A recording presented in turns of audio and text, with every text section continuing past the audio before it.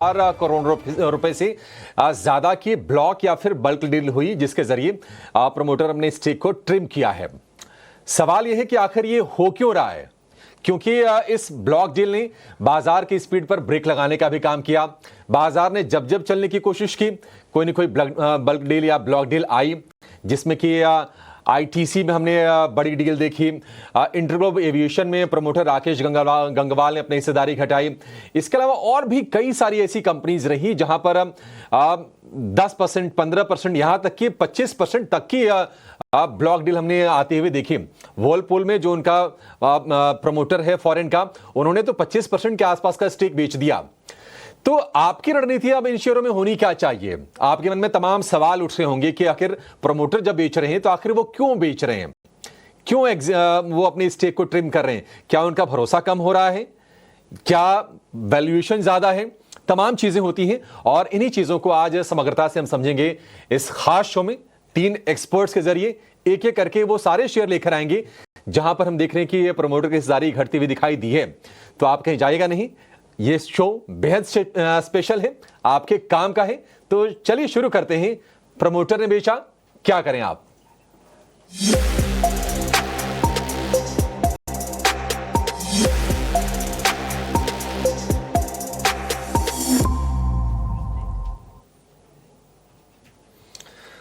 और आज इस खास शो प्रमोटर ने बेचा, क्या करें आप में हमारे साथ हैं 3 खास मेहमान। जियोजित फाइनेंशियल के गौरांग शाह हैं, मोतीलाल ओसवाल के राहुल शाह हैं और रॉकस्टार कैपिटल के अभिषेक अग्रवाल हैं। आप तीनों का बहुत शुक्रिया, स्वागत है एटीन स्वदेश पर। गौरांग भाई, शुरुआत आपसे करना चाहेंगे। वैसे तो रीजंस बहुत सारे होते हैं, कोई प्रमोटर अगर अपना माल बेचता है तो रीजंस बहुत सारे होते हैं। कई बार पैसे की जरूरत होती है, कई बार वो डाइवर्सिफाई करना चाहता है, कई बार मार्केट के कंडीशन ऐसे होते हैं, कई बार उस पर डेट होता है तो उसको रिड्यूस करने के लिए पैसे निकालता है। आप ये तमाम जो ब्लॉक डील हुई है, इसको आप किस तरह से देख रहे हैं? एक इस पर जरा व्यू दीजिए गौरांग भाई, इसके बाद एक एक करके हम शेयरों की बातचीत करेंगे। पहले तो बहुत बहुत धन्यवाद अभिषेक जी, आपका इस मंच पर आमंत्रित करने के लिए। जो भी राय हम आपके समक्ष रखना चाहेंगे वो हमारी रिसर्च टीम की राय है। इसमें ना ही मेरा या हमारी कंपनी जियोजित इन्वेस्टमेंट का कोई निजी निवेश है और ना ही हमें कोई वित्तीय लाभ है इसमें। आपका प्रश्न का उत्तर देते हुए अनेक कारण है जिसके आधार पर या तो कोई प्रमोटर या तो कोई बड़ा निवेशक अपनी हिस्सेदारी बेचता है। आपने 1-2 कंपनी का नाम लिया अभिषेक भाई कार्यक्रम की शुरुआत में, उदाहरण के तौर पर इंटरग्लोब एविएशन, इंडिगो। जहां तक मेरी याददाश्त की,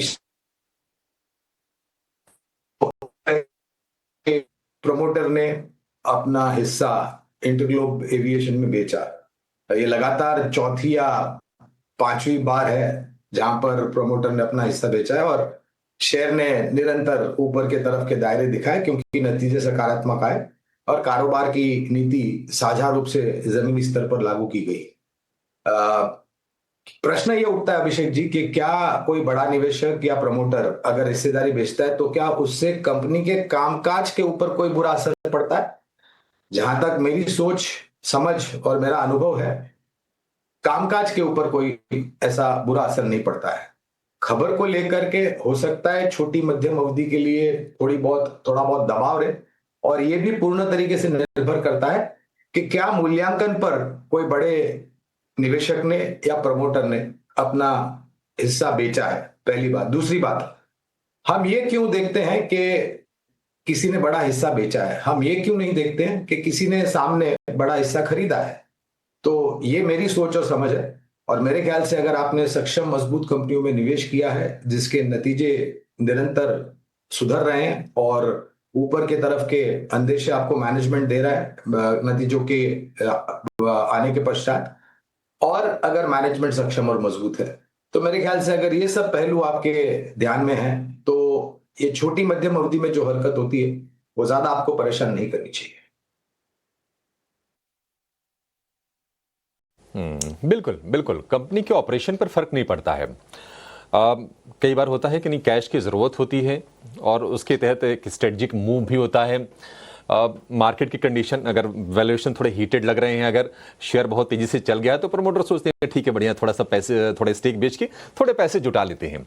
और ये जो 3 बड़ी ब्लॉक डील्स की जो चर्चा रही, आईटीसी में जो ब्रिटिश प्रमोटर है बीएटी, उन्होंने अपने स्टेक को ट्रिम किया, पिछले साल भी उन्होंने अपना स्टेक बेचा था। राकेश गंगवाल लगातार अपनी स्टेक घटा रहे हैं इंटरग्लोब एविएशन में, जो कि को प्रमोटर थे कंपनी के, और अब उनकी स्टेक रह गई है 8% से भी कम की।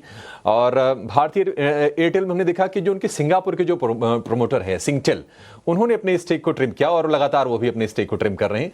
तो ये 3-4 बड़ी ब्लॉक डील रही, बट इसके अलावा भी कई सारी डील्स थी जिनकी चर्चा खूब ही, और बैक टू बैक हमने ब्लॉक डील्स की झड़ी लगते हुए देखी। तो जरा एक बार समझ लेते हैं, इन शेयरों पर चर्चा करने से पहले जरा समझते हैं कि कौन कौन सी ब्लॉक डील्स आई हैं बाजार में। हमारे सहयोगी शरद दुबे हमारे साथ जुड़ गए हैं। शरद, बताइए कहां पर फोकस रहा, कौन सी ब्लॉक डील्स आई हैं? अभिषेक, बहुत सारे ब्लॉक डील्स आए हैं, पूरे रिसर्च टीम को बिजी करके रखा है 2 हफ्ते से, और ऑफ कोर्स कुछ बड़े बड़े ब्लॉक डील्स पहले भी आए थे। एक एक करके मैं बताता हूं। अल्केम लैब्स की बात करें तो प्रमोटर ने हाल ही में लगभग 1.5% स्टेक की बिकवाली की ओपन मार्केट में, 125 करोड़ का ये डील था। वही भारतीय एयरटेल की बात करें तो इनके जो प्रमोटर सिंगटेल आर्म, उनका कंपनी पेस्टल, उन्होंने जो है लगभग 1.2% स्टेक की बिकवाली की, जिसका कुल वैल्यू 13,221 करोड़ रुपए का आता है। ये भारतीय एयरटेल का सेलिंग हुआ था। हमने ऑफ कोर्स अल्केम लैब के बारे में भी बात कर लिया। वर्लपूल, इस पे भी नज़र रखेंगे। यहाँ पे जो है प्रमोटर जो है कंपनी, जो होल्डिंग कंपनी है इंटरनेशनल वाली, वो 25% स्टेक बेचे हैं। उसका कुल वैल्यू 4,000 करोड़ के ऊपर आता है। ऑफ कोर्स उन्होंने जताया भी है कि वो और 25% बेचेंगे ओपन मार्केट में, पर अभी तक उन्होंने बेचा नहीं है। तो एक टाइप से आप कह सकते हैं कि एमएनसी कंपनीज अपनी आर्म की भी जो है एग्जिट ले रही, क्योंकि भारत के वैल्यूएशंस भी अच्छे हैं। अगर बात करें इंटरग्लोब एविएशन की, तो प्रमोटर राकेश गंगवाल ने हाल ही में 5.7% स्टेक की जो है बिकवाली की, जिसका कुल वैल्यू जो है वो लगभग 11,390 करोड़ के ऑलमोस्ट आता है। तो ऑफकोर्स इंटरग्लोब एविएशन में देखें तो अच्छे स्ट्रॉन्ग डोमेस्टिक म्यूचुअल फंड्स ने अब्जॉर्प्शन भी की है, जिस तरह प्रमोटर ने बेचा है। जेबी केमिकल्स, प्रमोटर ने लगभग 10% स्टेक की बिकवाली की है, 2600 करोड़ रुपए का ये ट्रांजैक्शन हुआ है। वही मैक्स फाइनेंशियल सर्विस की बात करें तो प्रमोटर ने 3% स्टेक की बिकवाली की है, कुल वैल्यू 1218 करोड़ रुपए का आता है। जेएसडब्ल्यू इंफ्रा, प्रमोटर्स ने लगभग 2% स्टेक की बिकवाली की है, जिसका वैल्यू है 1200 करोड़ रुपए का। और केफिन टेक, हाल ही में प्रमोटर जनरल अटलांटिक, अब ये प्रमोटर पी भी हो सकता है, सिर्फ जरूरी नहीं कि इंडियन बेस्ड प्रमोटर्स हो, पीज भी हो सकते हैं, वीसीज भी हो सकते हैं जो प्रमोटर स्टेटस पे आते हैं, जहां पे जनरल अटलांटिक ने 10% स्टेक की बिकवाली की है, जिसका वैल्यू आता है 1790 करोड़ रुपए का। तो ये अहम ब्लॉक्स हैं जो ओपन मार्केट में दिखे हैं, और ऑफ कोर्स यहाँ पे प्रमोटर्स ने अपनी स्टेक को ऑफलोड किए हैं। ठीक है शरद, बहुत शुक्रिया ये सारे के सारे डिटेल देने के लिए। चलिए आगे बढ़ते हैं, एक एक करके सारे शेयरों पर व्यू लेते हैं। अभिषेक जी, शुरू कर लेते हैं इंटरग्लोब एविएशन से। अब देखिए वहां पर क्या है कि वो राकेश गंगवाल और भाटिया जी के बीच में ना विवाद काफी लंबे समय तक चला, फिर सुलह भी हो गई। उसके बाद हम देख रहे हैं कि राकेश गंगवाल लगातार अपने स्टेक को ट्रिम कर रहे हैं। किस तरह से आप देख रहे हैं, क्योंकि कंपनी के फंडामेंटल्स तो काफी स्ट्रांग है। पीएलएफ की यानी कि पैसेंजर लोड फैक्टर की बात करें 90% के आसपास के पीएलएफ है, 65% का डोमेस्टिक मार्केट शेयर है, इंटरनेशनली भी ऑपरेशन सुधार रही है। तो क्या आपको लगता है कि अब ये ब्लॉक डील वगैरह से मतलब शेयर को लेकर अपने विचार नहीं बदलने चाहिए और निवेशित रहना चाहिए? आपके टारगेट क्या होंगे? अभिषेक, मुझे लग रहा है कि इसमें बने रहना चाहिए, और सबसे इम्पोर्टेंट बात ये होती है कि वरी करने का समय तब आ जाता है मेरे हिसाब से जब प्रमोटर माल बेच रहा है और रिटेल उसे ले रहा है, राइट। यहाँ पे ये जो सेलिंग आती है लार्जली आप देखेंगे तो इंस्टीट्यूशनल लेवल पे ही एब्जॉर्ब हो रहा है। And both DIs and FIIs, अगर आप लास्ट 3 साल का ट्रेंड देखेंगे तो तीनों साल के अंदर हर सालाना ये दोनों इंस्टीट्यूशनल इन्वेस्टर्स ने इसमें स्टेक बढ़ाया है। तो मैं इसे ओवरऑल पॉजिटिव समझता हूँ। दूसरा है कि भले ही विवादों में ये रहा हो, बट प्रमोटर की मेच्योरिटी भी रही है कि उन्होंने कंपनी को अफेक्ट होने नहीं दिया, उसके मैनेजमेंट को प्रोफेशनली मैनेज करने दिया। एंड अगेन ये अभी भी डोमिनेंट मार्केट शेयर लेके बैठे हुए हैं। तो उस तरह से अगर आप देखें तो बहुत अच्छा परफॉर्मेंस रहा है स्टॉक का। इतना पुराना ये जो one of the most successful airlines actually, जो अगर आप देखें टारगेट के हिसाब से, अगेन क्योंकि हम शॉर्ट टर्म की एक व्यू लेके काम कर रहे हैं, तो 6 महीने के हिसाब से मुझे लग रहा है कि इस लेवल से आप 15% के आसपास का अपसाइड यहाँ पे आप देख सकते हैं। ठीक है, मौजूदा स्तर से भी 15% का अपसाइड, वो भी ज़्यादा नहीं, 6 महीने में आपको मिल जाएंगे। 6300 रुपये के टारगेट इंटरग्लोब एविएशन के लिए है अभिषेक की तरफ से। दूसरी कंपनी भारती एयरटेल, इसकी भी डील काफ़ी चर्चा में रही और इसमें जो सिंगापुर के जो प्रमोटर है बड़ा स्टेक ओन करते थे इसमें, इनफैक्ट जो सिंगल लार्जेस्ट शेयर होल्डर थे उन्होंने अपने स्टेक को थोड़ा सा ट्रिम किया है पेस्टल के जरिए। इसको लेकर राहुल जी आपका व्यू क्या है भारती एयरटेल को लेकर, क्योंकि कारोबार मजबूत है। अगर हम टेलीकॉम स्पेस की बात करें तो वोडाफोन अगर आप छोड़ दीजिए तो ये जियो से नेक टू नेक अगर कोई फाइट कर रहा हो तो भारती एयरटेल ही है और कई सारी चीजों में लीडरशिप भी है। आप कैसे देख रहे हैं? हाय, गुड आफ्टरनून। आई थिंक जिस तरह से हम एयरटेल में ब्लॉक डील देखे तो ये सेकंड ब्लॉक डील देखने को मिला सिंगटेल का स्टेक सेल के लिए, तो और ये काफी टाइम से बाजार मान रहा था कि आएगा, तो वो हुआ है। तो ओवरऑल कंपनी के अर्निंग्स पर्सपेक्टिव देखे तो ये क्वार्टर के नंबर्स भी in line with street estimates आए हैं। और आपने जैसे राइटली बताया कि दो लार्ज कंपनीज हैं इन टर्म्स ऑफ, हम बात करें टेलीकॉम में तो एक है जियो और ये अपना एयरटेल। और एयरटेल में जिस तरह से नंबर्स आए और जो मैनेजमेंट ने गाइडेंस भी दिया है इन terms of growth, in terms जो सेक्टर्स में ग्रोथ की बात करें हम, तो एक है आपका जो होम ब्रॉडबैंड की, जो जहाँ पे काफी हद पर अच्छी खासी ग्रोथ मैनेजमेंट ने गाइडेंस भी दी। और सेकेंडली हम लगता है कि दिसंबर तक एक प्राइस हाइक भी आ सकता है ओवरऑल टेलीकॉम इंडस्ट्री के अंदर, और एयरटेल भी मानते हैं ऐसा। तो मेरे ख्याल से जिस तरह से सेटअप है, जिस तरह से पे माहौल है, और अभी बात करें तो नया एफएमसीजी इज डेटा, तो मुझे लगता है कि डेटा की जरूरत तो कंटिन्यूड रहेगी ही रहेगी। तो I don't think so any valuation के लिहाज पे कोई मेरे ख्याल से नियर टर्म में कोई इम्पैक्ट आएगा। तो लगता है कि रिस्क वर्सेस रिवॉर्ड काफी फेवरेबल है, स्टॉक अगेंस्ट द टाइड है। तो लगता है जिस तरह से हम मानते हैं 2200 रुपए का लक्ष्य मान के चलते हैं एयरटेल के लिए यहां से। ठीक है, एक साल में 2200 रुपये के टारगेट होंगे और आपको अपना भरोसा इस पर बिल्कुल बनाए रखना है। एयरटेल एक सॉलिड कंपनी है, इसमें कोई दो राय नहीं है। गुरांग भाई, एक आपसे व्यू चाहिए। राहुल जी कह रहे हैं और ये बात देखिए चर्चा हो रही है कि कंपनीज जो हैं टैरिफ हाई को लेकर अपने प्लान की कीमतें बढ़ाने को लेकर विचार कर रही हैं और वो डिसीजन आ सकता है। और काफ़ी बार हमने स्टेटमेंट्स भी देखे हैं, सुनील मित्तल तो कई बार कह चुके हैं कि नहीं 300 रुपये का आरपू होना ही चाहिए टेलीकॉम में। आपको लगता है कि अब इस प्राइस पॉइंट पर भी भारती एयरटेल काफ़ी एक आकर्षक सौदा है, और अगर कोई लेता है यहाँ से 5 साल का भी अगर लंबा समय देता है तो बहुत अच्छे पैसे बना के कंपनी देगी?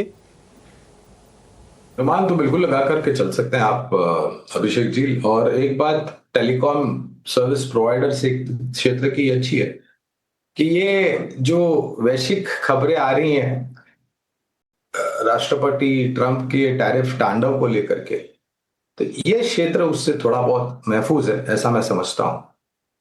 भारत में अगर आप देखें तो स्मार्टफोन यूजर्स की संख्या लगातार बढ़ रही है। पिछले साल मेरे ख्याल से एक टैरिफ हाइक हुआ था।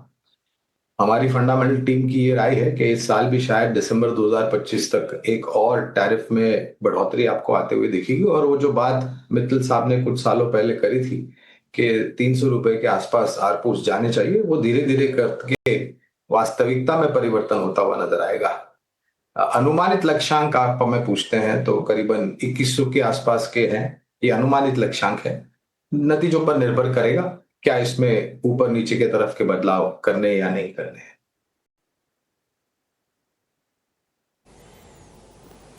ठीक है, भारती एयरटेल को लेकर ये व्यू हो गया। एक और शेयर जिसमें कि ब्लॉक डील आई और वो थी मैक्स हेल्थ। मैक्स हेल्थ को लेकर आपसे राहुल जी व्यू चाहिए। किस तरह से आप देख रहे हैं कंपनी को? अच्छी प्रेजेंस है और लोगों ने पैसे बनाए हैं इस शेयर में।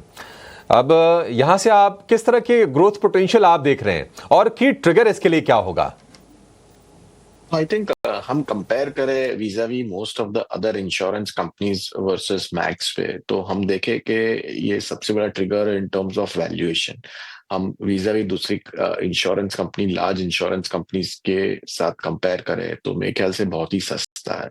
अभी आप देखें और ये क्वार्टर के नंबर्स भी जो आए और जिस तरह से कंपनी की प्रोडक्ट मिक्स है और जिस तरह से लॉन्च ऑफ न्यू प्रोडक्ट्स और जो उनके जो मैनेजमेंट बात करते हैं कि in terms of product mix जो है, तो there be a new launches of product every fortnight. तो जिस तरह से हम देख रहे हैं कि in terms of product mix, in terms of valuation और ये क्वार्टर के नंबर्स, और तो हमें लगता है कि insurance as a sector Hindustan में बहुत ही ग्रोथ पर्सपेक्टिव है। तो ये मैक्स भी हमें लगता है कि यहाँ से मिनिमम 20% आपको बना के दे सकता है। 20 टाइम्स अर्निंग पे ट्रेड हो रहा है FY26 पे, तो इस हिसाब से रिस्क वर्सेस रिवॉर्ड काफी फेवरेबल रह सकता है मैक्स के लिए भी। तो मेरे ख्याल से लेने की सलाह रहेगी हमारी इन्वेस्टमेंट पर्सपेक्टिव के लिए।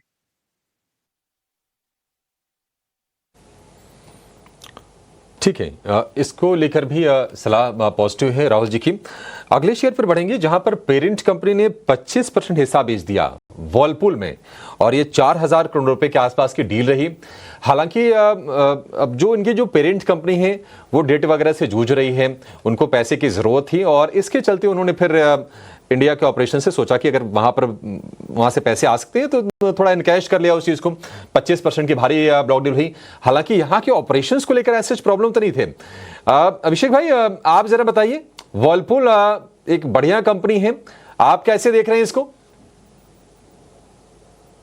देखिए, कंपनी अच्छी होनी एक इम्पॉर्टेंट चीज होती है, बट उसमें जो प्राइस है वो भी बहुत मैटर करता है। और हमने इनिशियली ये चर्चा की कि जहाँ पे ऐसा भी रीजन बनता है प्रमोटर का कि या तो वो बिजनेस एक्सपांशन के लिए वो पैसे रेज करते हैं, और या फिर वो वैल्यूएशन ऐसी अट्रैक्टिव हो जाती है कि वहां पे उन्हें लगता है कि भाई अब हमें यहाँ से निकल जाना चाहिए। तो ये जो स्टेक सेल है ये काफी सब्सटेंशियल है मेरी नजरों में, एंड इसको लेके मैं इसे बहुत ज्यादा पॉजिटिव नहीं कंसिडर करूंगा। उस हिसाब से शेयर में प्रेशर भी बना रहेगा, एंड जब भी इस तरह का कुछ बड़ा चेंज आता है तो हम एक बार देखते हैं इंटर्म में भी कंपनी की ग्रोथ पे असर होता है। सो मैं यहाँ से अवॉइड करना चाहूंगा कि यहाँ पे अभी हमें एंटर करें, थोड़ा समय 1-2 क्वार्टर देखें कि क्या हो रहा है मैनेजमेंट लेवल पे, और उसके बाद फिर जो है नए जरिए से इस पे कॉल लिया जाए कि इसे फिर आगे खरीदना है कि नहीं।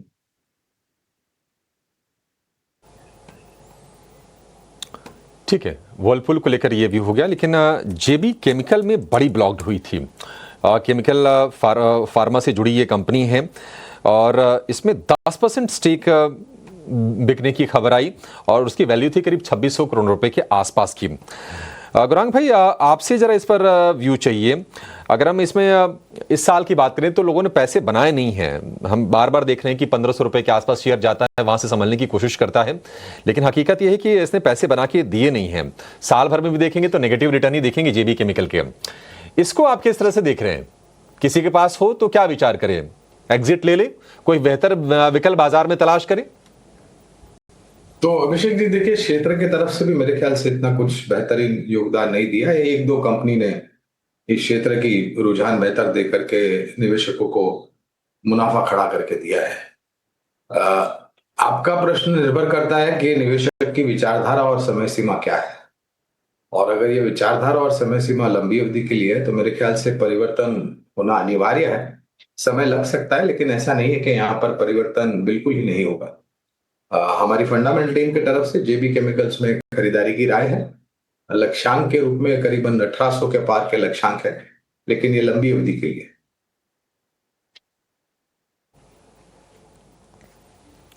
ठीक है, लंबी अवधि के लिए 1800 रुपए का टारगेट है। एक साल की अवधि के लिए कम से कम इसको आप होल्ड कीजिए, तो जाके आपको ये लक्ष्य हासिल होंगे। एक और कंपनी जो जिसकी पेरेंटेज अच्छी है, मतलब बहुत कोई ऐसा लिस्टिंग तो उसकी हाल फिलहाल ही कहेंगे, 2-3 साल पुरानी लिस्टिंग है, JSW इंफ्रा। प्रोमोटर ने 2% हिस्सेदारी इसमें बेची है 1200 करोड़ रुपए में। राहुल जी, व्यू आपसे चाहिए इस पर JSW इंफ्रा को लेकर। हाल फिलहाल हम देख रहे हैं कि इंफ्रा रिलेटेड जो कंपनीज हैं बहुत अच्छा एक्शन दिखा रही हैं, और कैपेक्स भी भरपूर आने की उम्मीद है इस साल में, वो ट्रेंड शुरू भी हो भी गया है। आपको लगता है कि एक बढ़िया पेडिग्री है और इसमें निवेशित रहने में ही समझदारी होगी? सो आई थिंक एक चीज तो डेफिनेटली है कि प्रमोटर पेडिग्री बहुत ही उम्दा है, तो मेरे ख्याल से वो तो ऑब्वियसली आपके साथ में हूँ। सेकेंडली ये जो है उनके जो जितना प्रमोटर ने जो स्टेक बेचा है वो टेक्निकली गाइडलाइंस सेबी के हिसाब से उनको जो कम करना पड़ा था, तो वो हिसाब से उन्होंने कम किया है।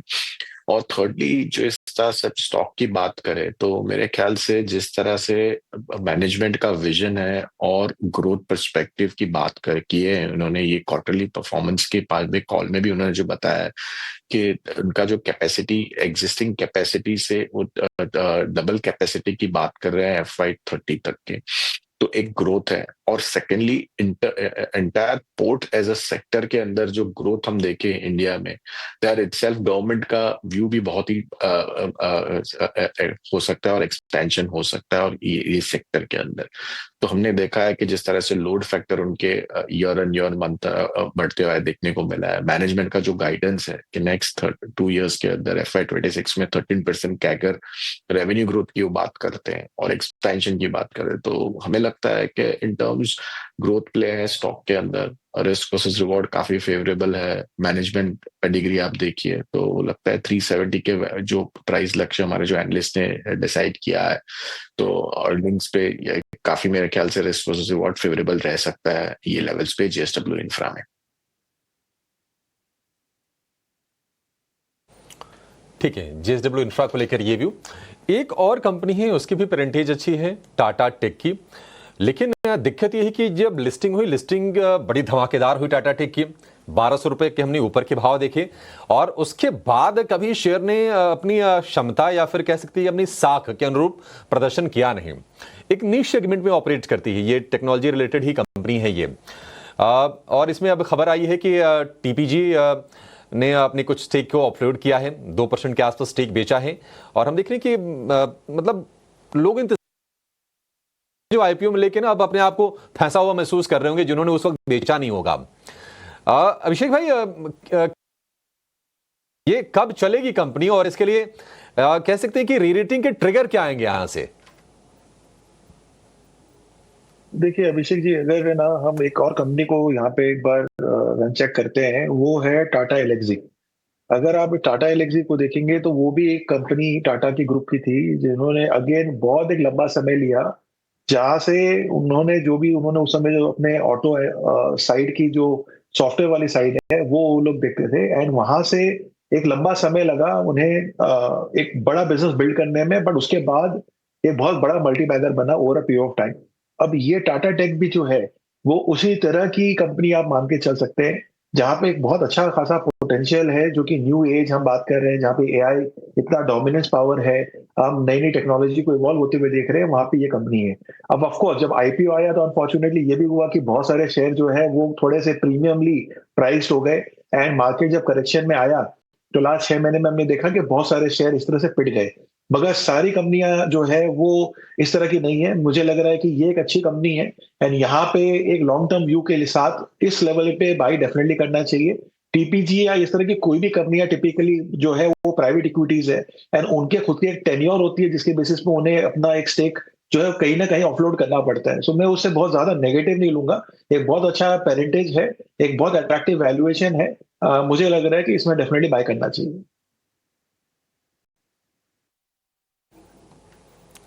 ठीक है, टाटा टेक में आपको बाय करना चाहिए।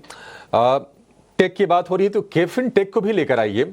और इसमें हमने देखा कि हाल फिलहाल जो ब्लॉक डील हुई थी, प्रमोटर इनका है जनरल एटलांटिक, उन्होंने 10% स्टेक बेचा और उसके बाद शेयर में हमने तेज गिरावट देखी है। हालांकि 1600 रुपये के ऊपर का शेयर ये हुआ करता था, अब जो भाव है 1200 रुपये के भी नीचे का है, तो काफ़ी नीचे है। और पिछले अगर आप 6 महीने का ट्रैक रिकॉर्ड देखेंगे तो ये शेयर चला नहीं है। साल भर में देखेंगे तो आपको लगेगा कि हाँ इसने पैसे कमा के दिए हैं, क्योंकि 700 रुपये का शेयर हुआ करता था और वहां से एक तरफा हमने रैली देखी थी करीब 1600 रुपये के आसपास तक की। केफिन टेक इस पर गुरांग सर आपसे व्यू चाहिए, कैसी लगती है आपको कंपनी? क्या थोड़ी सी महंगी है क्या ये? देखिए अभिषेक भाई, कवरेज न होने के कारण विशेष रूप में तो टिप्पणी नहीं कर सकूंगा खरीदारी करने की, बने रहने की या बेचने की। लेकिन जैसे मैंने कार्यक्रम की शुरुआत में एक टिप्पणी करी कि कामकाज नतीजों पर और कारोबार की भविष्य की जो रणनीति है उसको ज्यादा बुनियादी तर्क के आधार पर आपको महत्व देना चाहिए। प्रमोटर की या फिर कोई बड़े निवेशक की हिस्सेदारी बिकवाली, जैसे हमने कहा, छोटी मध्यम अवधि में असर कर सकती है। जहां तक क्षेत्र का सवाल है तो क्षेत्र के ऊपर हमारा सकारात्मक सा नजरिया है।